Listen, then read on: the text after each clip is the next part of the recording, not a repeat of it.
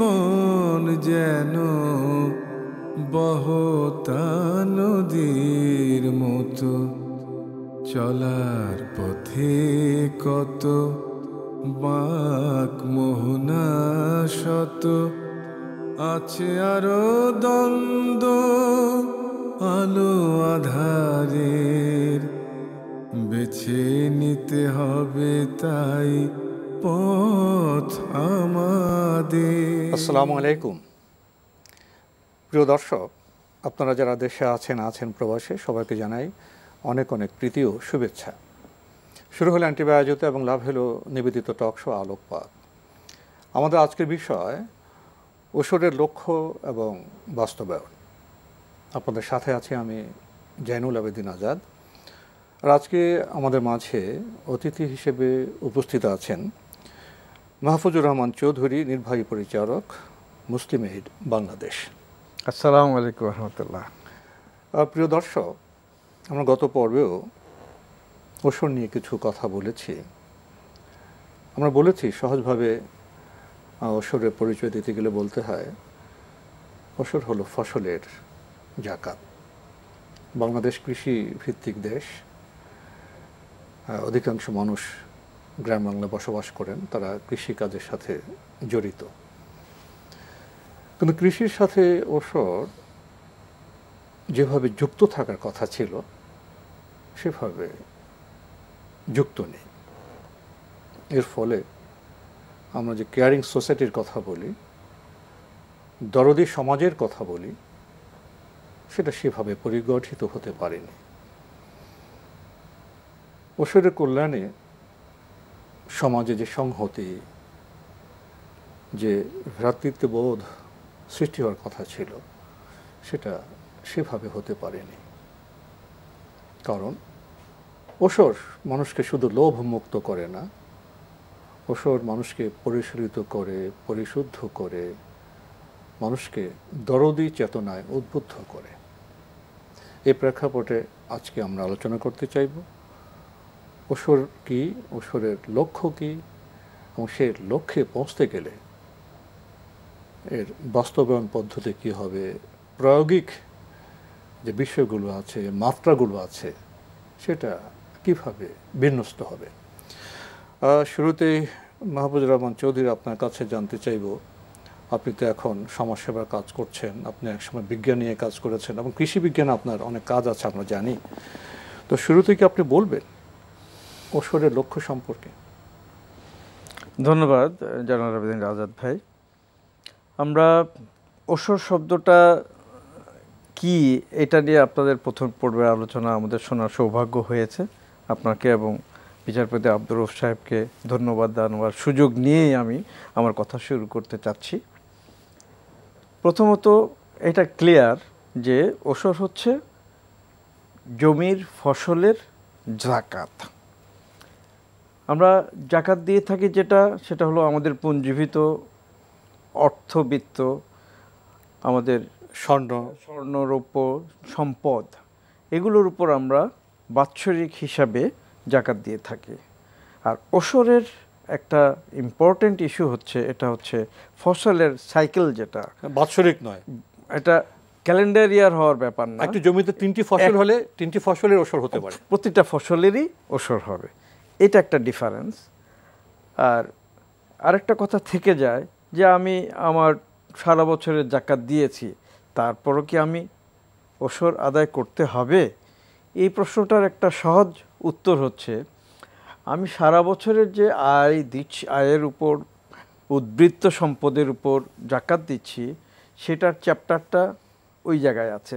আর ওষুধের চ্যাপ্টারটা শুরু হচ্ছে যখন আমি আমার অধিভুক্ত অথবা আমি কারো কাছ থেকে লিজ নেওয়া কোনো জমি সম্পদের উপর যেই চাষাবাদের মাধ্যমে যেই ফসলটা উৎপন্ন করলাম, হতে পারে সেটা মাছও একটা ফসল, প্রোডাক্ট, অ্যাগ্রো প্রোডাক্ট। মাছও তো কৃষির বিষয়, কৃষি প্রোডাক্ট, কিন্তু এটাকে আমরা in a larger sense agro product বলতে পারি।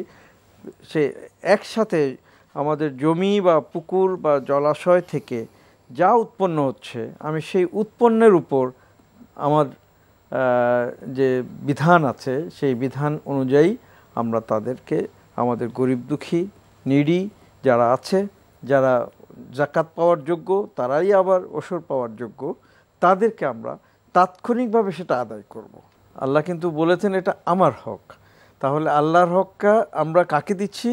আল্লাহর বান্দাদেরকে দিচ্ছি। সুতরাং এই আল্লাহর হক আল্লাহর বান্দাদেরকে দিয়ে দেওয়া হচ্ছে আমাদের ইবাদত, আমাদের উপাসনা, আমাদের সৃষ্টিকর্তার সন্তুষ্টি অর্জনের একটা মাধ্যম। সুতরাং এটাকে আমরা ফরজ ইবাদত হিসেবেই ধরে নিতে হবে। ওসর এমন একটি দর্শনের বিষয়, জীবন সম্পৃক্ত এমন একটি গভীর বিষয়। ওসর যদি একটি সমাজে, একটি গ্রামে প্রতিষ্ঠিত হয়, তাহলে গ্রাম ভ্রাতৃত্ব বন্ধনে শিলীভূত হবে এবং সে গ্রামে একটি জাগরণ সৃষ্টি হবে। কেমন জাগরণ? শুধু অর্থনৈতিক জাগরণ নয়, সে জাগরণ হলো বান্দার জাগরণ, আধ্যাত্মিক জাগরণ, নৈতিক জাগরণ, মানবিক জাগরণ। এই চেতনে কি আপনি বলবেন ওসরের লক্ষ্যে যেতে হলে আমাদের প্রায়োগিক বিষয়গুলি কেমন হতে পারে? আমরা যদি আমাদের দাদাদের নানাদের জামানায় যাই, যখন আমরা শিশু ছিলাম, তখন দেখতাম ফসল উঠে আসতো আর সেখান থেকেই আমাদের মুরব্বীরা বলতো, তুমি তো আমার জমিতে চাষও করেছো, তোমার বেতন তো দিয়েছি, কিন্তু এটা হলো তোমার জন্য উপহার বলে ধানের একটা অংশ দিয়ে দিল, যেটা তুমি বাড়ি নিয়ে যাও, এটার মালিক তুমি।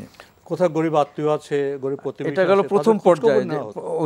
মানে যে আমার ফসল উৎপাদনে ঘাম ঝারিয়েছে তাকে আমি হয়তো কিছু আর্থিক বিনিময় দিয়েছি, কিন্তু তার অন্তরের সন্তুষ্টিটা তখনই হবে যে এই ধান আমি জন্মিয়েছি, এই মাছ আমি জন্মিয়েছি, আমাকে এই জমির মালিক বা এই জলাশয়ের আমার উৎপাদন থেকে আমাকে উপহার দিল। এই যে সন্তুষ্টিটা, এটা কিন্তু আমি অর্থ দিয়ে এটার বিনিময় হবে না, অল্টারনেটিভ হবে না। এটা গেল একটা সন্তুষ্টির পর্যায়। আর একটা হচ্ছে অধিকারের পর্যায়। অধিকারের পর্যায়ে আপনি যেটা বলতে চাচ্ছিলেন, প্রতিবেশী এবং আত্মীয় স্বজন, ইনাদের কাছে যাদের মধ্যে দুঃখবোধ আছে বা যাদের আর্থিক সচ্ছলতার অভাব আছে, যারাই জাকাত পাওয়ার যোগ্য, তাদেরকে আমি উৎপাদন স্থল থেকে, অথবা আমি যখন উৎপাদন দ্রব্যটাকে ঘরে নিয়ে আসলাম, সেখান থেকে এর পরিমাণ হিসেব করে তার কখনো 10%, কখনো 5%, কখনো 2.5% উৎপাদন ব্যবস্থাপনা খরচ ইত্যাদির উপর ভিত্তি করে তাকে পৌঁছে দিতে হবে। এটা হচ্ছে আল্লাহর অধিকার এবং আল্লাহর বান্দার অধিকার। এই অধিকার যদি আমি আদায় না করি, তাহলে কিন্তু আমি দুটা অধিকার আদায় না করার কারণে আল্লাহর কাছে দায়ী থাকব। এবং সেই সাথে সাথে আরেকটা জিনিস আল্লাহ যেটা বলেছেন, জাকাত আদায়কারীর সম্পদে আল্লাহর রহমত থাকে এবং আল্লাহ সম্পর্কে বাড়িয়ে দেন।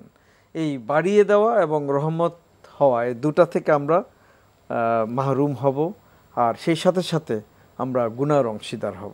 ফসল তো একটি সমাজের, একটি জনপদের যে বিস্তৃত প্রান্তর জমিন, সেখানে উৎপাদিত হয়। ফসল একটি চিত্র আছে। ফসল অঙ্কুরিত হয়, বর্ধিত হয়, বাতাসের দোলায় ফসল দোলে, এবং একসময় যখন ফসল পরিপক্ক হতে যায়, তখন ফসল থেকে মৌ গন্ধ সৌরভ বিকশিত হয়। চারিপাশে মৌমাছি গুঞ্জন করে সঙ্গীত গেয়ে যায়। সেই মৌ গন্ধ কি প্রতিবেশী মানুষের নাকে আসে না? অবশ্যই। দরিদ্র কি সেই ফসল দেখে তার মধ্যে কোনো একটি আকাঙ্ক্ষা জাগ্রত হয় না? এজন্য বোধহয় কবি ইকবাল তার কবিতা লিখেছিলেন, যেই ফসলে কৃষকের অধিকার নেই, দরিদ্রের অধিকার নেই, সেই ফসল জ্বালিয়ে দাও। এটা হয়তো তার একটি চেতনার ক্ষোভের কথা বলেছেন, কিন্তু মানুষের সমাজে তো নিয়ম মেনে চলতে হবে, শৃঙ্খলা মেনে চলতে হবে। কবিরা চেতনার কথা বলেন। তো এদিক থেকে যদি আমরা বিবেচনা করি, ফসলের যে চিত্র, একটি ফসল তো একদিনে পেকে যায় না, মাসের পর মাস লাগে। ফসল একটি পরিবেশ সৃষ্টি করে, একটি আকাঙ্ক্ষা জাগ্রত করে। এখন সেই জমিনের মালিক, ফসলের যে মালিক, সে তো আসলে প্রকৃত মালিক নয়। প্রকৃতি মালিক স্রষ্টা আল্লাহ, তাকে এই জমিনের ফসলের মালিক করে একটি পরীক্ষায় ফেলা হয়েছে। কিন্তু আসলে আমরা মূল দার্শনিক পর্যায়ে যাই না।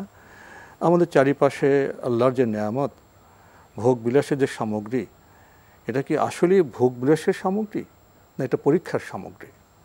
আসলে ফসলের যে জমিন সৌরভ, এটা মানুষের জন্য পরীক্ষার একটি মাধ্যম। সে পরীক্ষা হলো কি? জাকাতের পরীক্ষা, সে পরীক্ষা হলো ওশরের পরীক্ষা। এই পরীক্ষায় যখন আমরা উত্তীর্ণ হব, সমাজ বিকশিত হবে, ভ্রাতৃত্ব বন্ধন সৃষ্টি হবে, এবং যে আমার কেয়ারিং সোসাইটির কথা বলছি, সেই কেয়ারিং সোসাইটি বোধহয় দরদি সমাজ বোধহয় তখনই সৃষ্টি হবে। এই ওশরের প্রয়োগ প্রসঙ্গে আপনি আর কি বলবেন? আপনি একটা খুব গুরুত্বপূর্ণ বিষয় তুলে এনেছেন। আমাদের সামাজিক স্বাচ্ছন্দ্য, সমাজের স্থায়িত্ব এবং সমাজের যে ভ্রাতৃত্ববোধ, এটা উদ্গতকরণের জন্য বা এটাকে ধরে রাখার জন্য ওশর একটা ব্যাপক ভূমিকা পালন করতে পারে। কারণ আপনি যে কথাটা খুব সুন্দরভাবে বলেছেন যে আমার অধিভুক্ত জমিতে মৌমাছিরা যখন গুনগুন করছে, আমি যদি সরিষা চাষ করি তাহলে এই জমিটার আশেপাশে যেসব প্রতিবেশী আছেন তারা কিন্তু চিন্তা করছেন, আহা ওই লোকটা একসাথে যেমন সরিষা পাবে, ঠিক একইভাবে আবার মৌমাছিগুলো কোথাও গিয়ে মৌ সংরক্ষণ করছে, সরিষা খেতে মধু খেতে পারছি না। এই যে চিন্তাটা করছে, আধুনিক চাষ পদ্ধতিতে আমরা জানি যে মৌচাক এখন কেসে চলে আসছে, আর গাছে গাছে ঘুরতে হয় না।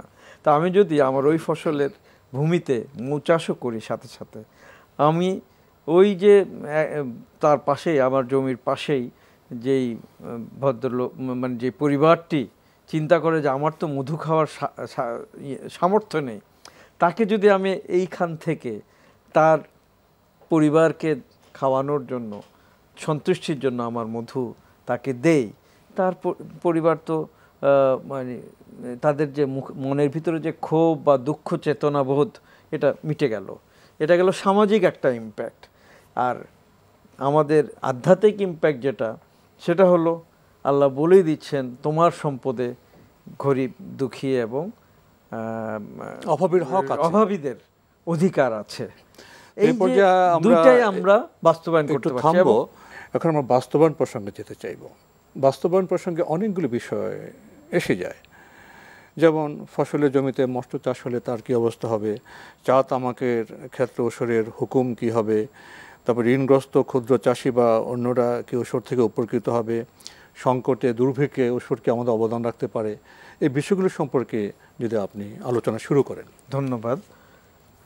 আমরা শেষের প্রশ্নটাকেই আমি প্রথমে গুরুত্ব দিতে চাচ্ছি যে সামাজিক আমাদের যখন দুর্যোগ এসে যায়, এই ক্ষেত্রে ওশরের ভূমিকাটাকে আমি অতি গুরুত্বপূর্ণ মনে করি। কিভাবে? ওশর তো এক পর্যায়ে আমরা যেটা জানি যে প্রথম দায়িত্ব হচ্ছে ওশর আদায় করার রাষ্ট্র ক্ষমতায় যারা আছেন তাদের। এবং আমরা যদি ইসলামের স্বর্ণযুগের দিকে তাকাই, দেখতে পাবো যে তখন সরকারের ব্যবস্থাপনাতেই যিনি বাইতুল মাল যার দায়িত্বে থাকতো, অর্থাৎ তখনকার খাজানজি বা এখন আমরা যেটাকে ট্রেজারার বলি বা অর্থ মন্ত্রণালয় বলি, ট্রেজারি, সেই জায়গায় যখন জাকাত এবং ওশর জমা হতো, তখন ওনারা করতেন কি, ফসলের যারা ওখানে যারা কর্মচারী ছিলেন, তারা ফসল কাটার আগেই ফসল দেখে আসতেন। আঙ্গুর বাগান হোক, খেজুর বাগান হোক, ওনারা একটা প্রাইমারি অ্যাসেসমেন্ট করে আসতেন, সেটা আবার রেকর্ডেড রাখতেন। এরপরে যখন একজন চাষি বা কৃষক এটা হারভেস্ট করতেন, তারপরে ওনার কাছে গিয়ে ওনারা জিজ্ঞেস করতেন যে কি পরিমাণ আপনার ওশর আসবে। যেইগুলো ইমিডিয়েটলি প্যারিশেবল গুডস, সেগুলো কিন্তু সাথে সাথেই আগায় হয়ে যায়। কিন্তু ধরেন আঙ্গুর এবং খেজুর, এই ধরনের যে ফসলগুলো আছে, আমাদের দেশের লেবু এবং যে সমস্ত ফসল সাথে সাথে ধ্বংস হয় না, সেগুলো তো আমরা কোথাও নিয়ে গোডাউনে হোক, নিজের বাসায় হোক রাখি। এই ক্ষেত্রে ইসলামের ভার্সেটাইলিটিটা আমি এইভাবে দেখি কোরআন শরীফের একটা আয়াতের মূল কথা হচ্ছে যে তারা যা ভক্ষণ করবে বা তারা যা ভোগ করবে ফসল কেটে আনার আগ পর্যন্ত, সেটার উপর তোমরা ওসর বা জাকাত ধার্য করো না। আমার ফ্যামিলির নিডটা আমি কিন্তু ওখান থেকে করতে পারবো, সেটার উপর কোনো ওসর বা জাকাত ধার্য হবে না। এরপরে আসি, এই যে আসলো, এটাতে উপর রাষ্ট্র যখন নেবে, রাষ্ট্র ট্রেজারিতে নিয়ে যাবে, তারপর রাষ্ট্র তার ইকুইটেবল ডিস্ট্রিবিউশন যে পলিসি আছে সেই অনুযায়ী সেটা পলিসিটা মানে ফলিউশন ইমপ্লিমেন্ট করবে।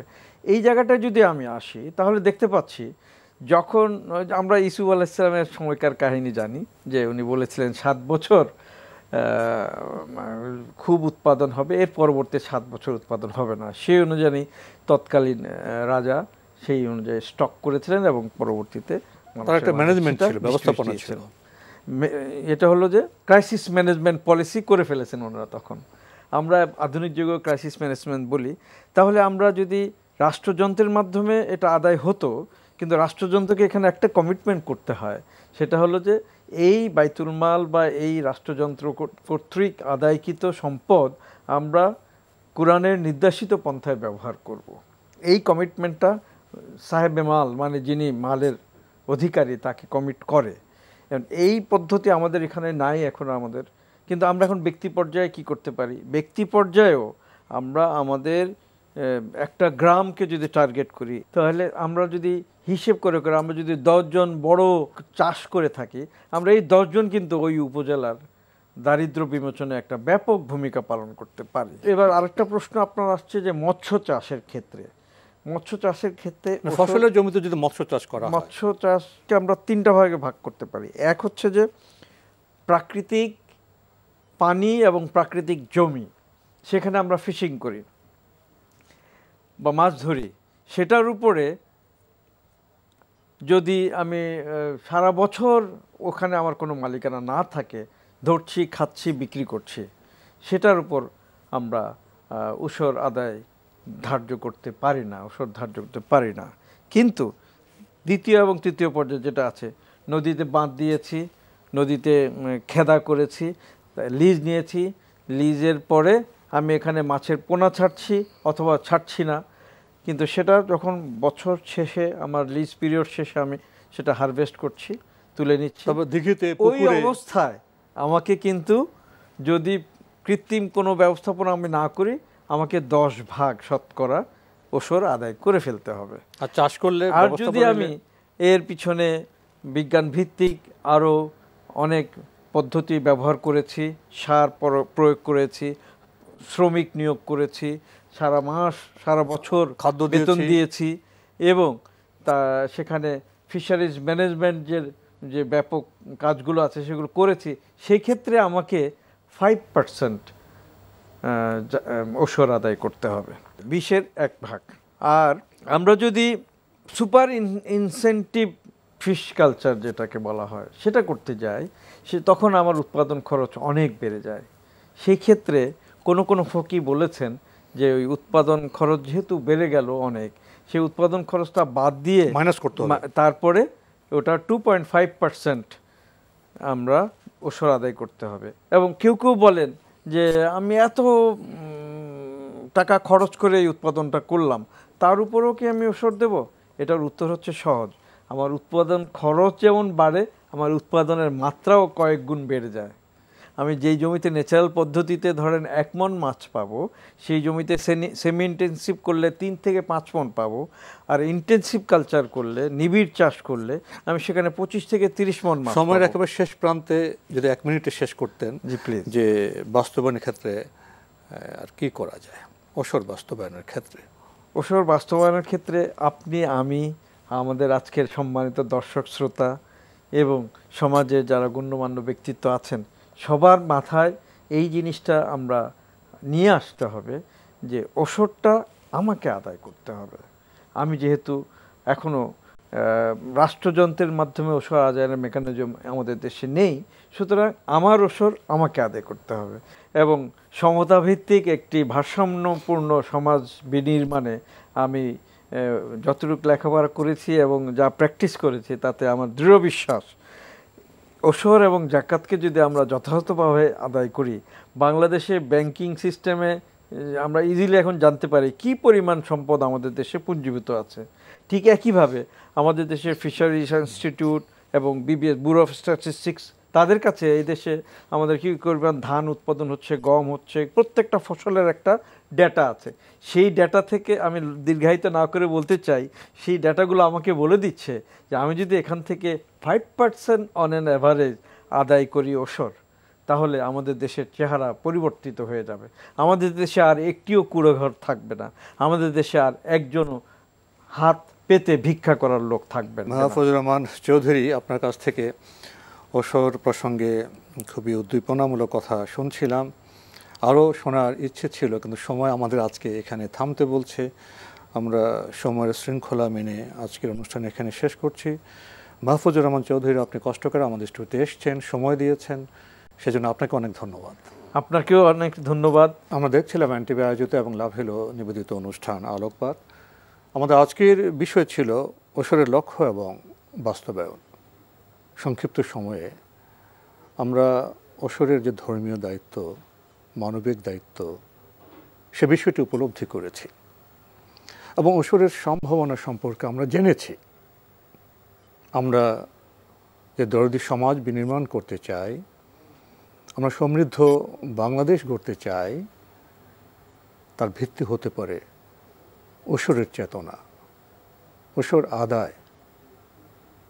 ওসর কি শুধু অর্থনৈতিক ক্রিয়াকর্ম? ওসরের মধ্যে নিহিত আছে আধ্যাত্মিক চেতনা, নৈতিক চেতনা, মানবিক চেতনা। ওসর আমাদের লোভ থেকে মুক্ত করবে। ওসর আমাদের দরদি মানুষ করবে। এই মানবিক চেতনার অভাবই তো বর্তমান সভ্যতার সংকট। এই সংকট বিমোচনে, দারিদ্র্য বিমোচনে এবং ভ্রাতৃত্বপূর্ণ সমাজ বিনির্মাণে ওসর আমাদের সাহায্য করতে পারে। ইসলামের এই যে বিধান, শুধুই কি বিধান? এই বিধানের মধ্যে দর্শন আছে, কল্যাণ আছে, শান্তিময় সমাজ বিনির্মাণের চেতনা আছে, কিন্তু আমরা সেভাবে উপলব্ধি করছি না। আসুন আমরা উপলব্ধি করি এবং দায়িত্ব পালন করি। প্রিয় দর্শক, মহান আল্লাহ আমাদের সবাইকে নিরাপদে রাখুন, রাখুন শান্তিতে। আসসালামু আলাইকুম। চলার পথে কত বাঁক মোহনা শত, আছে আরো দ্বন্দ্ব আলো আধারের, বেছে নিতে হবে তাই পথ আমাদের।